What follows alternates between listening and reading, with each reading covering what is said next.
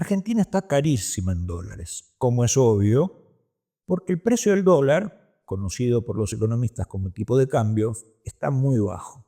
La pregunta que vamos a intentar responder en este episodio 3 es, pues, ¿cuál debería ser el precio del dólar para que el actual modelo económico sea consistente, decimos los economistas, es decir, sustentable, sostenible en el tiempo? Dicho de otro modo, ¿cuál debería ser la magnitud de la devaluación? Ok, ¿cuál es el problema técnico que genera el hecho de que el precio del dólar esté bajo? Algo llamado por los economistas atraso cambiario. Bueno, existen básicamente dos grandes grupos de calamidades. En primer lugar, un atraso cambiario combinado con apertura hace que las empresas locales no puedan competir con productos importados, cierren y aumente el desempleo, proceso que muy incipientemente está empezando a ocurrir. La segunda calamidad, un dólar bajo, un escenario de atraso cambiario, desincentiva las exportaciones e incentiva las importaciones, generando una balanza comercial negativa, es decir, escasez de dólares en el Banco Central, y por lo tanto eso se transforma en un incentivo a corridas cambiarias que al Banco Central le cuesta mucho atender porque no tiene poder de fuego. Es decir, el dólar se tiene que caer como un piano. Y le voy a decir más, en especial por el impresentable de Cavallo. Porque mientras que él era ministro de Economía e insultaba a todo el mundo cuando hablaban de devaluación. Bien, nos encontramos aquí con un punto clave. ¿Cuál debería ser el tipo de cambio de equilibrio tal que no haya ni atraso cambiario ni un dólar súper alto? Y en este punto nodal tenemos el principal problema. Y es que el tipo de cambio de equilibrio, por definición, no existe. ¿Por qué? Porque es aquel que dejaría en equilibrio el sector externo, más técnicamente la cuenta corriente del balance de pagos para los economistas, pero a su vez los flujos de entradas y salidas de dólares por la balanza de pagos determinan también el tipo de cambio de equilibrio. Por lo tanto, tenemos ahí un problema de endogeneidad, diría un economista, con lo cual no es posible determinar un tipo de cambio de equilibrio como un número cierto. Entonces, la economía desarrolla alguna tecnología para establecer más o menos cuál podría ser una aproximación a ese tipo de cambio de equilibrio. Vos estarás pensando que un economista es un tipo que hace una aproximación de algo que no existe. Sí, así somos. Una segunda consideración es que el tipo de cambio de equilibrio es un concepto que no hace alusión al tipo de cambio nominal, que es de lo que acabamos de hablar, el precio del dólar, sino el tipo de cambio real, que es el tipo de cambio nominal, pero teniendo en cuenta también la inflación. ¿Por qué? Supongamos que hay una devaluación. Bueno, una devaluación hace que Argentina esté más barata en dólares, sea más competitiva y entonces aumente el incentivo a exportar y haya desincentivo a importar. Pero, alternativamente, dejemos quieta la paridad peso-dólar, supongamos que hay inflación en Argentina. Aumentan los costos en pesos que, dada la misma paridad, son costos en dólares. Con lo cual Argentina se vuelve menos competitiva y por lo tanto eso incentiva las importaciones y desincentiva las exportaciones. Es decir, la variable relevante a los fines de medir la competitividad es el tipo de cambio real, que tiene en cuenta tanto el tipo de cambio nominal como la inflación. Matemáticamente es el tipo de cambio nominal dividido el índice de precios.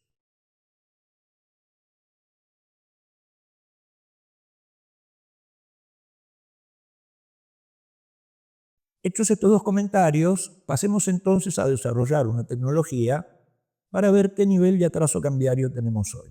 Como el concepto de tipo de cambio real de equilibrio no existe, las buenas prácticas nos aconsejan establecer algún parámetro histórico de largo plazo, arbitrario pero razonable, a partir del cual establecer nuestra comparación. Por ejemplo, la convertibilidad es un buen momento para establecer ese parámetro porque era evidente que había un gran atraso cambiario y había además cierto consenso entre los economistas que ese atraso cambiario era de algo así como de un tercio, es decir, un 33%. Dicho de otro modo, si un dólar en vez de valer un peso hubiera valido 1,5 pesos, la Argentina hubiera podido tener en equilibrio su sector externo. Esta no es, por supuesto, una cuenta exacta, sino un concepto nocional para ver más o menos dónde estábamos parados ayer y dónde estamos parados hoy. Vagamente. La convertibilidad tuvo muchos periodos.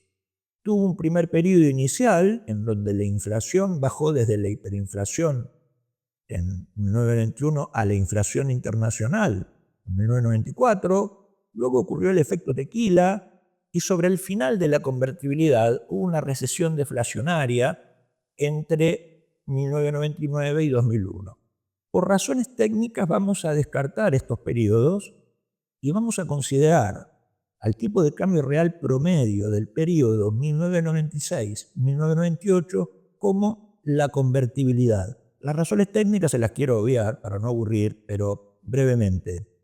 El tipo de cambio nominal estuvo todo el tiempo 1 a 1, pero la inflación varió en los diferentes periodos que les acabo de comentar. Por lo tanto, hubo variaciones del tipo de cambio real que hacen que hacer un promedio de todo eso no nos va a decir bien cuál era el tipo de cambio real de convertibilidad. Es preferible elegir, a mi entender, el periodo 1996-1998 como nuestra base de comparación. Evaluar la evolución del tipo de cambio real en el tiempo amerita al menos dos cuestiones metodológicas. La primera, la competitividad es una ensaladita de varias cosas. Una es el tipo de cambio y hay otra muy importante que son los impuestos. La carga tributaria en 1998, es decir, la relación entre la recaudación impositiva y el PBI, ascendía aproximadamente a 16%. Estoy hablando de carga tributaria nacional. Hoy, después de muchos aumentos de impuestos, asciende a cerca de 24%. Por lo tanto, si las empresas argentinas tienen más impuestos, y entonces van a tener que tener más tipos de cambio para ser igualmente competitivas. Por lo tanto, en Maynard, es decir, nosotros, lo que hicimos fue corregir el tipo de cambio real multilateral que confecciona el Banco Central por carga tributaria, y así es como lo están viendo en el gráfico. En segundo lugar, hace un tiempo que la Argentina debería haber actualizado la canasta de consumo de los hogares para medir mejor la inflación. El gobierno nacional lo iba a hacer, pero no lo hizo, pero sí lo había hecho antes el gobierno de la ciudad. Por lo tanto, la actual tasa de inflación del INDEC está subestimada, no mucho, es una pequeña variación, pero hacia la cosa del tipo de cambio real y por lo tanto de la competitividad. Por lo tanto, tomamos la inflación de la ciudad de Buenos Aires desde el año 2024. Bien, observemos el gráfico. Luego de la explosión de la convertibilidad, el modelo dual de Lavagna-Kirchner, en ese orden, tuvo un tipo de cambio nominal muy alto y luego de un tiempo de inflación, el tipo de cambio real con el que se movió el modelo dual de Lavagna-Kirchner fue algo así como de 2 pesos de la convertibilidad. Es decir, en términos de tipo de cambio real, lo que en 1996-1998 era 1 y que hubiera sido en ese momento competitivo a 1,5, ahora era súper competitivo a 2. De hecho, ese fue el motor del crecimiento del modelo dual de Lavagna-Kirchner, junio del 2002, fines del 2007. Como ven ahí, luego el régimen de inflación intermedia del periodo 2007-2015 volvió el tipo de cambio real a los bajísimos niveles de convertibilidad. Finalmente, hoy tenemos un tipo de cambio real aún más bajo, en niveles de 0,75 de la convertibilidad. Es decir, el atraso cambiario que había en convertibilidad del 33%, es decir, 1 dividido 1,5, hoy ya es del 50%, es decir, 0,75 dividido 1,5. Si en convertibilidad, con una gran apertura económica, quebró un tercio del parque industrial, lo dije bien, no fue un problema de edición del video, un tercio del parque industrial, entonces hoy tenemos un tipo de cambio real extremadamente bajo para tener el nivel de apertura que teníamos en la convertibilidad.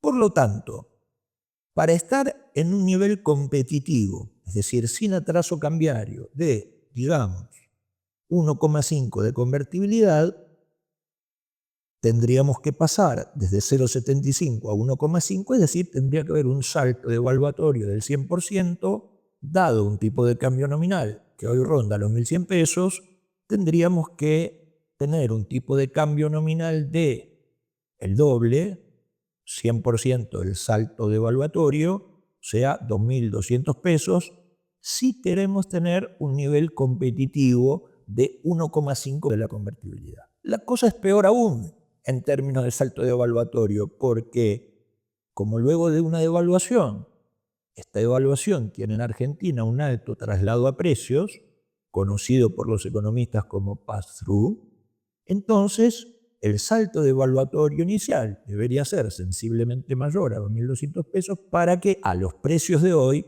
haya un tipo de cambio nominal de 2.200 pesos. Podría no ser tan grande, por ende no tan traumático, el salto devaluatorio.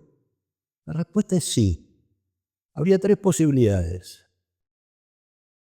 Una, bajar impuestos.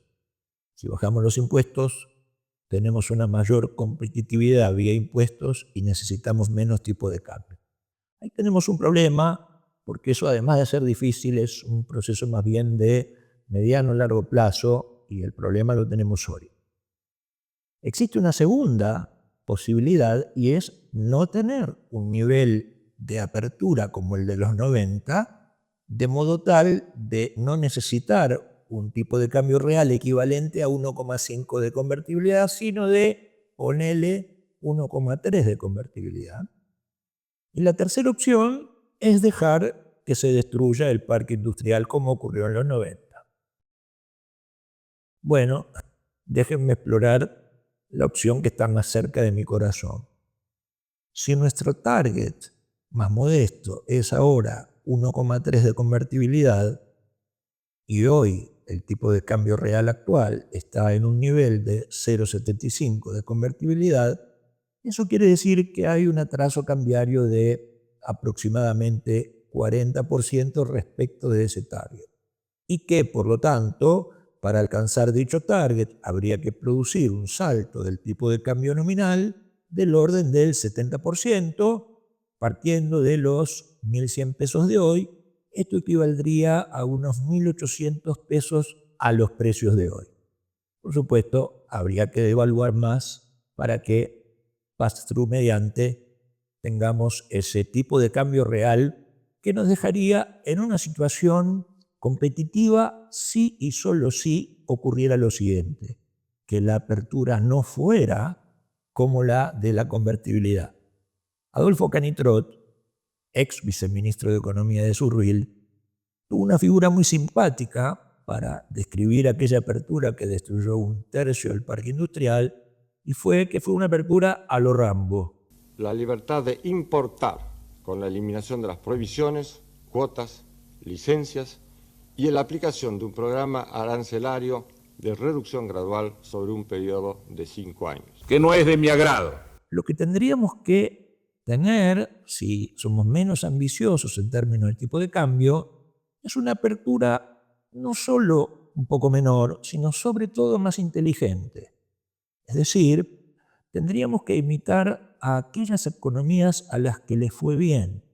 Europa tuvo durante 50 años intercambios inteligentes llamados en la literatura comercio administrado, tal como el régimen de comercio que tiene Argentina en un Mercosur, que durante mucho tiempo funcionó muy bien y puede volver a funcionar muy bien. Bueno, en Europa hubo muchísimos Mercosures durante 50 años hasta que hoy ha logrado la actual unión aduanera. Con ese tipo de apertura sí estaríamos en condiciones de ser competitivos a un nivel de 1,3 de la convertibilidad, lo que equivaldría a unos 1.800 pesos a los precios de hoy. Para arribar a un nivel de competitividad de 1,3 pesos de la convertibilidad, estimemos la magnitud de la devaluación necesaria en dos escenarios, partiendo desde el piso de la banda de transacción o desde el techo. Desde el piso, partiendo de 1.100 pesos, tendríamos que realizar un salto cambiario hasta, digamos, 2.300 pesos, es decir, un salto de 100%, para que pass-through mediante arribemos a un tipo de cambio real de pesos 1.800 a los precios de hoy.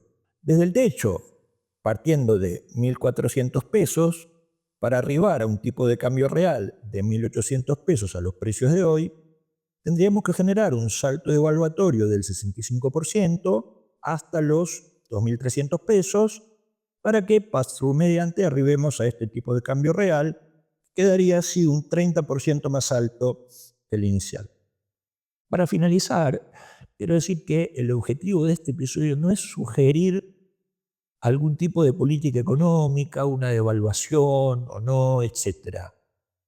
Me he limitado a hacer una cuenta para que sepamos dónde estamos parados, es decir, en estas tres opciones que tenemos, qué equivaldría a ser competitivos a un nivel, a otro, y qué equivaldría seguir en el atraso cambiario.